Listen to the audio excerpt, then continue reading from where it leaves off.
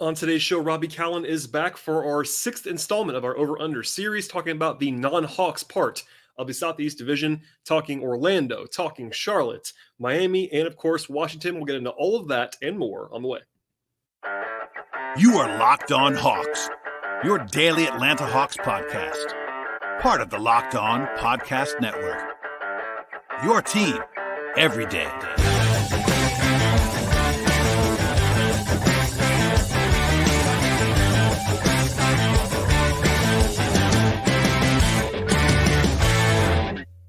Hello, friends. Welcome to episode 1562 of the Locked On Hawks podcast. I am your host, Brad Rowland, coming to you on a Friday evening here in early October. And today's show is brought to you by FanDuel Sportsbook, official sports partner of the Locked On Podcast Network. Right now, if you're a new customer, bet $5, you get $200 back in bonus bets guaranteed. Visit FanDuel.com/LockedOn to get started today. And also at the top of the podcast, I should encourage you to make us your first listen each and every day. Check us out and subscribe anywhere you get your podcasts. Places like Apple and Spotify, Google Podcasts on the audio side, as well as YouTube on the video side. And as I said in the open, Robbie Callan will be joining me momentarily for part 6 of our Eastern Conference Over-Under series. I guess it's the third one for the East and 6th overall. But the Southeast Division's on the agenda today. We are going to hold the Hawks until a little bit later, a little bit closer to opening night, because that's a little bit of a deeper subject on this Hawks podcast. And we'll probably come back with a little bit more on the teams that made big moves since we actually last recorded, like Milwaukee, like Portland, like Boston, etc. But for now, the 4 teams in the East from top to bottom, of course, headlined by Miami, the reigning Eastern Conference champions, and then down the pecking order from there in the Southeast. Though I should at least plug, I talked to Glenn Willis for about an hour on Wednesday evening into Thursday. That's a 2-part episode that should be available in your podcast feed right now as we sort of look ahead to the preseason. The Hawks open on Tuesday evening. They have an open practice on Monday. Tuesday, I actually be, after the game, meeting up with some Hawks fans at the game alongside Glenn and Kevin Chenard and Wes Morton for a meet and greet. So check out Twitter and all that stuff for details on that as it sort of comes down the pike. But certainly we are wrapping up the season at this point in time. If you're a new listener, just now finding the podcast, please go ahead and subscribe to the podcast, but also catch up on a very, very busy archive from the last couple of weeks and really the last couple of months. Glenn's been on the show. Ben Ladner, again, 5 episodes with Robbie already. This is number 6. It's about to come to you right now. So there's been plenty to discuss in the NBA world and especially in the Hawks world. And stay tuned for all of that and more as well as we get into next week and beyond. But on today's show, part 3 of the Eastern Conference, part 6 overall, the Over-Unders, and it's coming to you right now. I am joined again by my friend Robbie Callan. Robbie, it's been a little while since we've done an Over-Under podcast. We're back with part of the Southeast. How are you? I'm great. Some things have changed around the National Basketball Association since the last time we spoke, Brad. That is true. Lots has changed. Lots have changed, I should say. And one of the teams that we thought, and one of the reasons, not the main reason, one of the reasons why we waited till the end on this one is the Heat. And the Heat now have a number, crucially, which they didn't really have a number before, but it's because nothing happened. They didn't get Dame. They didn't get Drew on round 2. Like, Dame is not there. So anyway, it's kind of the same team that we would have talked about a few weeks ago, but in surprising fashion, the over-under for the Miami Heat at FanDuel right now is 45.5 wins. Last year, they won 44 games and had a negative point differential for the season. So in theory, they would have to be like notably better than last year to get over this number. And most people think, and I wonder what you think about this, that they're worse on paper. Like they lose Max Strus and Gabe Vincent, as well as Yurt 7 and whatever else. And they add Josh Richardson, they add Jaime Jaquez, who I know I love, but still is going to be a rookie. I'm famously low on Miami. I'm going to just tell you right now, I'm going to be under on Miami once again. But where are you at on this whole concept? Because it's kind of a weird in-between hedgy number for me. Yeah, it's interesting because, like you said, this is a Heat team that still has a terrific duo in Jimmy Butler and Bam Adebayo. They are a team that should still be good defensively. Josh Richardson had a kind of quietly good year last year, and I think helps them and kind of helps mitigate some of the loss of Gabe Vincent and Max Strus. That said, you still, the ball handling thing is a concern. They don't have a lot of clear, other than Kyle Lowry, who, as people who have watched the Heat know, in the regular season has not been great No, for a couple and years. Hero can handle the ball, but he's not like a distributor. Like he's Right, still he's a not scorer. he's a scorer, but like there are a lot of questions at the point guard position when you lose Gabe Vincent and you don't really replace him. It's a thing, you know. There's the vibes are weird. Yes, Like they Jimmy are. Butler showing up in emo, Tyler Heroes being understandably a little bit, you know, short about stuff. Like he was asked Perturbed. about the ball handling thing and how long it takes for them to figure that out and all that, and he just said, "I know my role." Which do you? First off, yes, that's a good point. And second off, like it just I don't love what's going on there. They also are going to have like the worst uniform in the league with that Heat culture uniform. Oh my God, what are we Which doing is with that? truly awful. That is disturbing. It's just it's all not good. We have gone under on Miami so many times. We've been wrong before. Like they got the 1 seed that one year Yeah. where we were Two under. 2 years ago, we were under, and they went way over. Last year, I will say, as much as I lean into the bit a little bit with Miami, I am not as convinced this year of the under as I was last year. Last year, I was screaming that was my favorite. That was my bet of the year, like bet of the year Yeah. under, and I was right. Well, because wasn't it I like wasn't. 48 or something It like was that? 50. It was 50. Yeah, that was way high.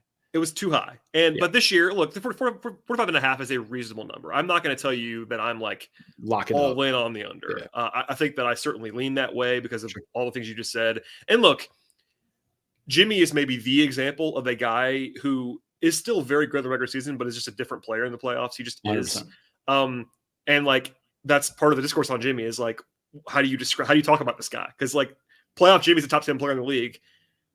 Regular season Jimmy is not. And it's like him and Jamal Murray are like the two guys, and it's like difficult to discuss. But I mean, Bam's great, and Spo's there. Like if they had another coach, this would be a lock under for me. Yeah. It's just that Spo is like a wizard. So I mean, he's one of the two best coaches in the league conservatively. I think he's the best.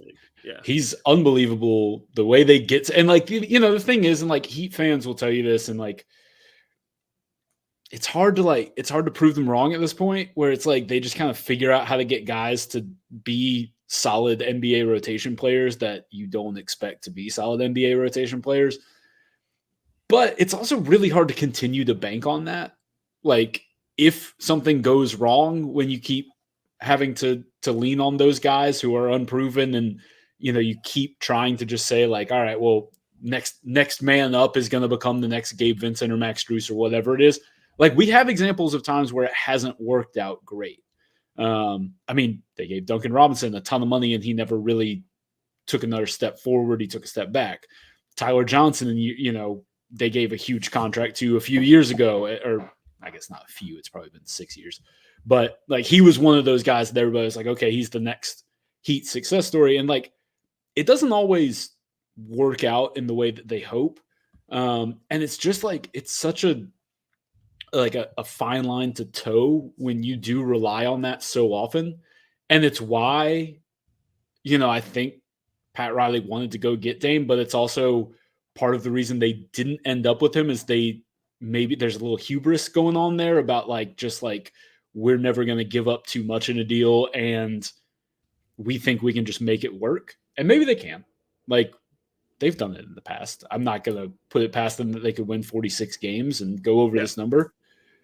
But I do lean under. Again, this team had to fight through the play-in to get the 8 seed. As a reminder, not to go all the way back to the Hawks, but the Hawks beat them pretty badly in the play-in in the first game. Yeah. And then Miami had to overcome a fourth quarter deficit against Chicago in the second game. Yeah. And then they just went and then they got hot. And look, and that happened again. And look, if this is a playoff, again, for the not a playoff seventh time, this is a regular season discussion. Miami's a different team in the playoffs. Even I acknowledge that as being low on them.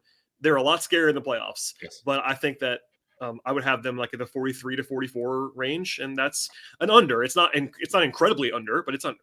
Well, and you know the last thing is like they are, you know, when we're talking about what are the outcomes, like they're a Jimmy injury or a Bam injury away from being real rough. Well, especially Bam. Like they have nothing behind Bam. He is. They have nobody. Like Haywood Highsmith is not really a big, but like it's just tough behind Bam, and like They have Thomas Bryant now. Thomas Bryant's fine, but like he's not Bam defensively. I mean, there's a reason Thomas Bryant wasn't part of the Nuggets rotation for most of the year. He can't really defend. So I don't know. We could, which is not great when you're the guy who would be filling in for Bam. That's exactly what it is. So I mean, I lean towards play, but it's not like a full on play. I'm like kind of in the middle. It's scary when it's Miami's scary. No, I agree. At this number, I got yelled at for saying that like Heat Devil Magic, but like baseball people would know what that's about with like the Cardinals, where it's just like they figure it out and it's just kind of obnoxious like to everybody else around the league, where it's just like how but yeah, I don't know. Like I think here's what I would say, if you like the over Bam defensive player of the year, bet that. Okay. Because if it's because their defense, if they go over and Bam really cares about that award, he has made that clear. He thought he should win it when he's played like 60 games in a year. If he plays a bunch, he's got a very good chance. By the way, Bam is 10-1 right now at FanDuel.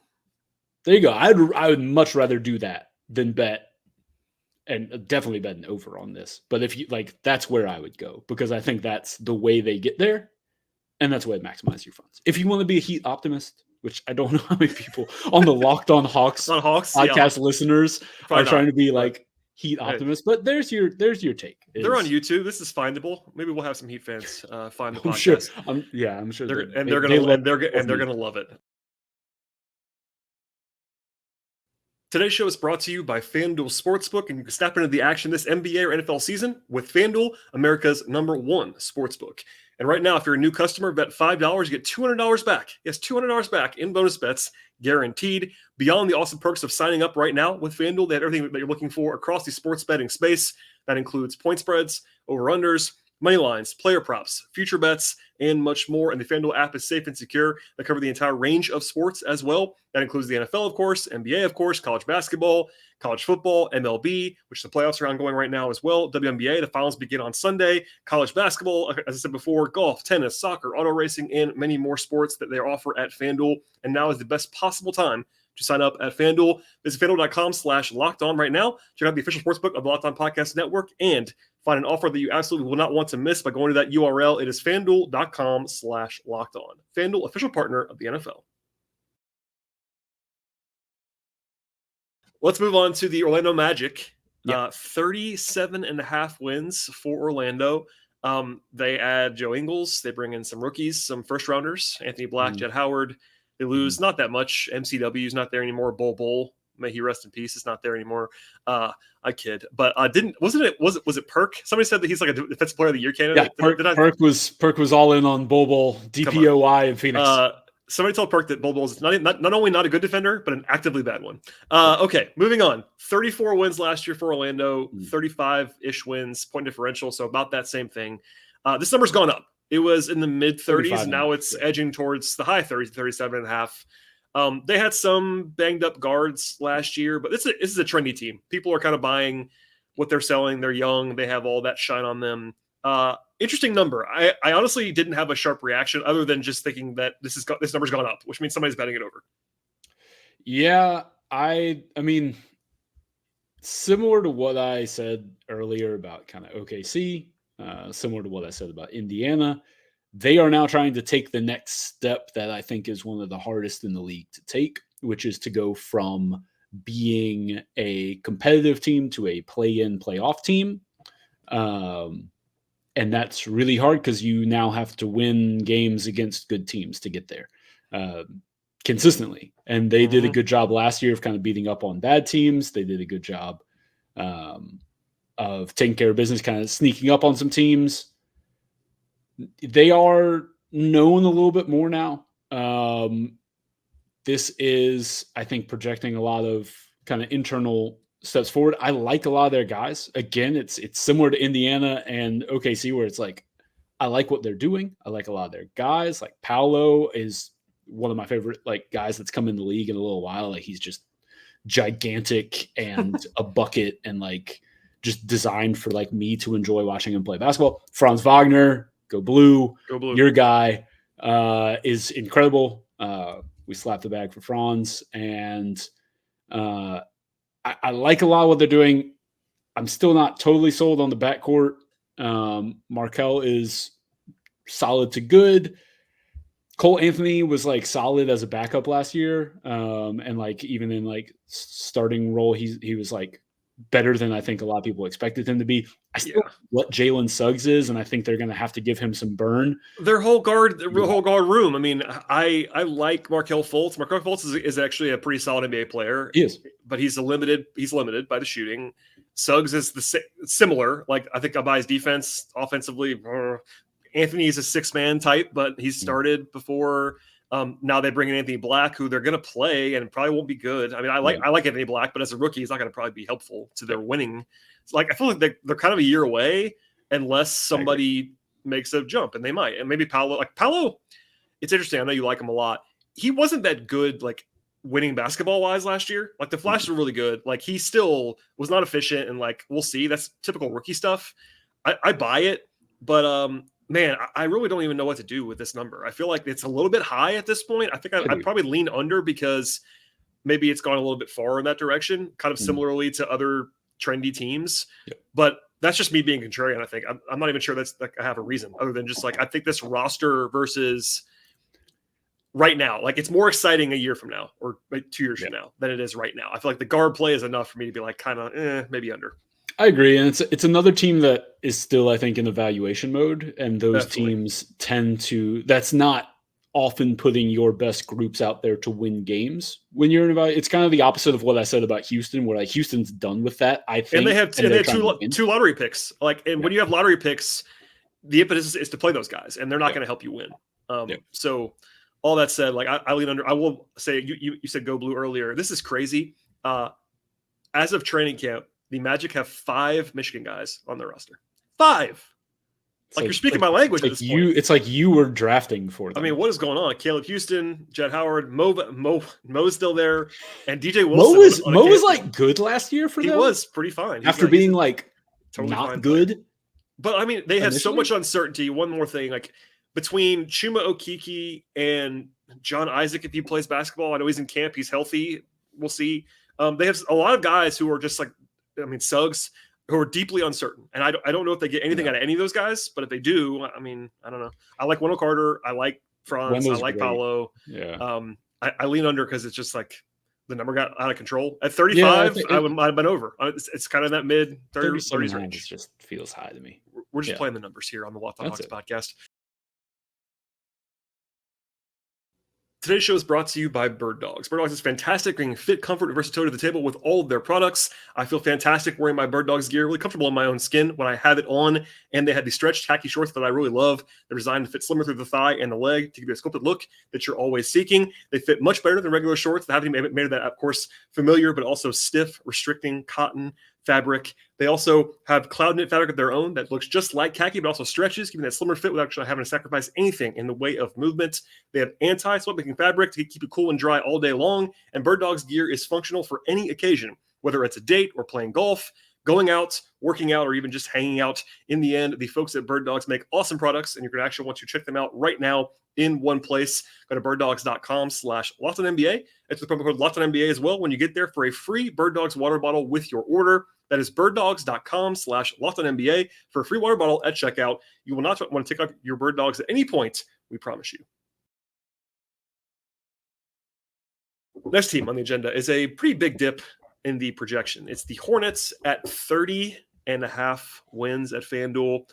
The big thing is not great off the court, but they have Miles Bridges back. That's their biggest addition on the court. Yep. Brandon Miller, of course, number 2 overall pick. Nick Smith, our guy Frankie Smokes is on this team, which I had forgotten until I looked it up. Kelly Oubre is gone. Dennis Smith is gone, who was actually sneaky decent last year. Dennis Smith. But the big thing is they won 27 last year with LaMelo playing 36 games and Miles Bridges playing 0 games. Yep. With all of that said, I feel I am going to be on the over here. I'll tell you that right now. And it may not be sexy. They're kind of a boring, bad team in some ways, but they won 43 games 2 years ago with a pretty comparable roster. Yeah. Steve Clifford's a good coach. He is a really good coach at getting a lot out of a middling He's a floor NBA raiser. basketball team. He is maybe not, like you said, like floor raiser, not a guy that's going to get a bunch of stars together and like he's not the one you want coaching your new big three. But no, he is not. He is the guy that kind of drags a team to some good, he's just going to get more defense out of the team than they're supposed to play. Like, remember that some of those Magic teams, it was like, they're not good defensively, but like they're, and the Hornets teams before, and he just gets them to be okay. And I think I like this over at 31.5. I really like it at 30.5. Like it's not sexy to bet on the Hornets, and I think that's probably why the number is where it is. Sure. And look, I don't love the future of the Hornets. I'll be honest. I think long term it's bleak. Yeah, it's not great, but like as long as they don't actively tank with like selling off. And look, I'm not the biggest Rozier guy, but he's a fine third guard. He's not as third guard for them, but he's going to start for them. But you know what I mean? Gordon Hayward's on this team is like when he plays is still pretty good. He's not going to always play. But look, Miles Bridges is a good basketball player. And there's everything else going on. But he's going to play.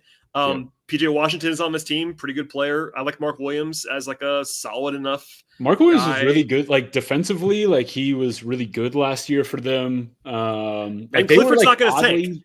No, he's not. And like they were like kind of good defensively the last like third of the year. When they were playing Mark Williams more often and Mark not Williams playing was in the roster a lot. Rotating door of, your Nick Richards, Kai Jones types. Plumlee was there for part of the season, all that stuff. I mean, I don't know. I can't see a scenario where they win more than high 30s. Like I'd love to have a scenario where I could see where they make the playoffs, but to have that over, it's like a strong over, but this number is low enough where they could be the 12th best team in the East and go over this number 100%, pretty easily. 100%. So I like Charlotte. I actually like that over. I do too. Melo. I think LaMelo not playing kind of got forgotten. And look, I'm not even the biggest LaMelo guy as far as like winning basketball is concerned, but like he's a good offensive player. He's really good. Full stop. He's just really good. Over on the Charlotte Hornets. Last team in the Southeast. As I said before I brought you in, we're going to save the Hawks for another podcast. So the Washington Wizards, 23.5 is the number. That's very, very low. It's extremely low. With that said, this is one of those teams where you can't look at anything from last year because they overhauled really the entire team. Like just for the in-out purposes, they lose Beal, they lose Porzingis, they lose Monty Morris. More guys than that even. They add Jordan Poole. Half a season Rui. They add Rui's half season and full season guys. They bring in Jordan Poole. They bring in Tyus Jones. They bring in old pal Mike Muscala. They draft Bilal in the lottery, who has sky high upside, but is really young and probably won't be very good as a rookie. It's like almost hard to even do a rotation here. They have DeLon Wright, who I love, of course. But like Corey Kispert's like their starting small forward, I think. Yeah. Kuzma's there again. We should always say that. That was kind of a surprise that he's back, but he is. Daniel Gafford else was going to give him $100 million. So I will say, like, they're top, dude. They're top 10. Comparatively, they're not good, but there's no one terrible other than maybe Johnny Davis. He's the only guy who might not be good. But everybody else former top 10 pick. The problem is though, they have a bunch of like seventh men. Sure. Like all respect to I love DeLon more than literally anyone on the planet does. DeLon is like a seventh man. Tyus Jones is a starting point guard, but a low end starting point guard. Yeah. Jordan Poole, we'll see what he looks like, but Kispert is kind of just a guy. Denny's kind of just a guy. Daniel Gafford's fine. Like they have some guys who I like. It's just that other than it's Kuzma and Poole, and they're going to just shoot as much as they want to. And this number's just really low. I mean, the number's low, man. It's just really low. 3? Are they going to try? Okay. Honestly, the main question for me, and maybe you agree or disagree with this, are they going to openly pull the ripcord in March and April? And if the answer is yes, then it's a little scarier. But if they try, okay, so there's been some talk that they could be trying to trade Kuzma as soon as the deadline. They signed him kind of just to retain the asset. Yeah. If they trade Kuzma, yes, and he's their best player. I mean, Jordan Poole is better than he was last year. Yeah, I think, but a flawed sixth man type of who happens to be their primary guy. Kuzma's is their best player. If they trade Kuzma in February, and like this is a new regime that convinced at least Ted Leonsis for a little bit to kind of rebuild finally. if they do it again and like really lean into it, they could be under. I'm not going to lie to you on that, but it's too low to bet the under. I think I couldn't do it. Yeah, I just don't see a lot of like. I don't see a team this year that's just awful. Unless they want to be. You're unless right. they really. But the thing is like this isn't a draft. From my understanding, you're obviously more of the draft guy than me. This isn't the draft where you're like, if there was a year to do it, it was last year. It was last year. No, and teams knew that. And right now, not to go full into the draft, but there is not. People are like Alex Sarr. Like there's some guys, but there's no Wemby in this class. There's no. There even clear prize. No, definitely not. And so, like, if you're like, I don't think there's going to be a whole lot of like, well, we've got to try to get top 3 odds. You know, like I don't think it's gonna or like we have to really try that hard to get it, because I don't think. I mean, how many teams around the league are going to be in that hunt? We're talking about. There's only a couple in that range. You're talking about Portland and Washington are kind of in a league of their own in terms of number. I guess the Pistons are low. I mean, not. We'll save a little bit before we talk about Portland probably again quickly, but Washington's in their own tier on over unders, and we don't think that they're that bad. Like the other teams that are in this range are maybe Portland. Detroit is down there. San Antonio's still down there. Yeah, that's kind of it. Those are the only 4 teams that are in the 20s. The Spurs were at like, and like they're not as bad as some teams have been in recent past. And again, maybe my question: you get an injury to pull the ripcord, but what roster would you take? Like, forgetting that Kuzma might get traded, if you're talking about winning a game, if the Wizards and the Spurs played day 2 of the regular season, Wizards are favored. For me, they would be. Now, caveats apply. Like, I probably am a little bit more skeptical of Wemby rookie. Yeah. Wemby than most people yes, because of my rookie bias in general. Sure. But yeah, I think that I would take the Wizards. The Wizards have they have a deeper roster. San Antonio has better high-end potential talent, obviously, with Vassell and Wemby. But like the Spurs bench is going to be terrible again, I feel like. And the Wizards don't have a depth problem. They have a high-end talent problem. Yeah. But, and so for me, that's kind of a recipe to win 28 games. Well, the thing is, though, we should always say somebody's going to go low 20s because it just always happens. Somebody's going to have an injury or whatever. And I just feel like this number is so low. Again, 23.5 is so low. So low, dude. To where, like, I get the jokes. And look, they are rebuilding. And maybe for the longest time, I know I called for it. You probably did too. But they should have been rebuilding already. Maybe this new group that came from the Clippers, that's like, maybe they actually are going to look at the standings in February and be like, we need to lose every game the rest of the season. And they might pull like the full-on Blazers tank from last year where they're playing non-NBA players. That could happen. I'm not saying it couldn't. But the roster right now, if you said, okay, this is going to be the roster, sure, I'd probably have them in the high 20s as far as like what I would bet. Again, it's not like realistic. They're probably going to trade somebody or have somebody get hurt or whatever. But yeah, this is probably a 28 win team. And I don't want to bet the over though. Yeah, I don't know if it's one I want. I feel much better about Charlotte, like competing through the finishing through the tape as you would say. Organizationally too, like I know Charlotte just got sold, but Mitch Kupchak, that's an organization. Steve Clifford, those are guys that like have a reputation for not doing the whole pull the ripcord thing. Like maybe they'll do it finally now with a new ownership group, but Charlotte doesn't really do that usually. Whereas Washington has a clear new direction where they actually might. And San Antonio, look, we're not wishing this to happen. If something happened to Wemby in like February and they said, all right, we're better off with him not playing anymore. We saw last year, they're willing to not press. Like the Spurs, I thought for a long time wouldn't do it. And they really tanked last year hard. Now, granted, that's Wemby in the draft and they got lucky to get Wemby, but still somebody's going to lose 60 games. I don't think I would, if it was Wizards versus the field, I would take the field. Agree. And that means you can't bet the under on the Wizards.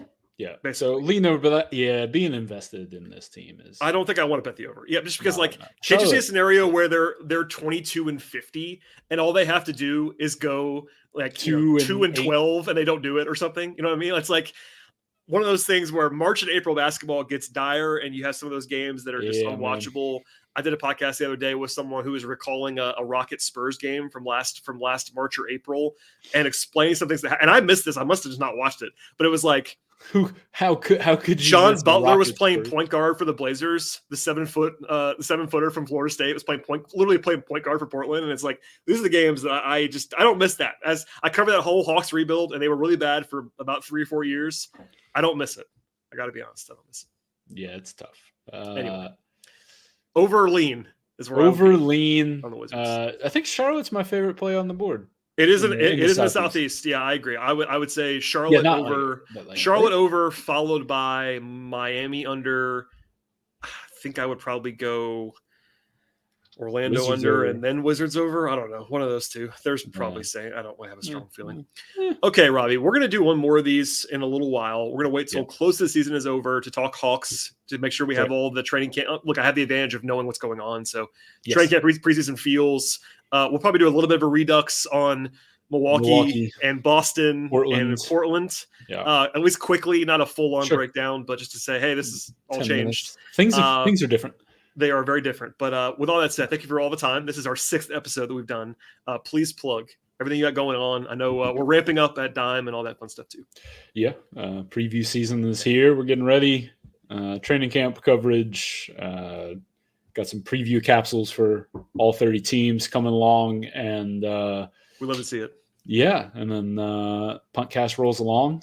About to record that here in like an hour. We love to see that. Not suitable for work for the last few weeks. But Not that's suitable okay. for work. That's all right. We're rolling along. And yeah, man. I love it. That's pretty much all I got.